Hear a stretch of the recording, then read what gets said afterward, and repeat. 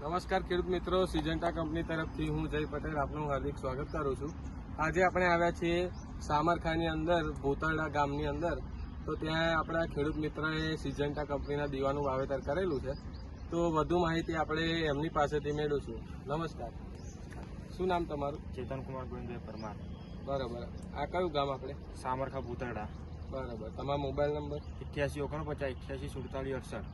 બરાબર, અને આ કયા ભીંડા તમે કરેલા છે? દીવા સિજન્ટા કંપનીના દીવા ભીંડા કરેલા છે। તો તમને બીજી બી વેરાયટી કરી છે, એના કરતાં કેવું છે આમાં ઉત્પાદન ને બધું? ઉતારો અને ઉત્પાદન તો સારું છે બીજી વેરાયટી કરતાં।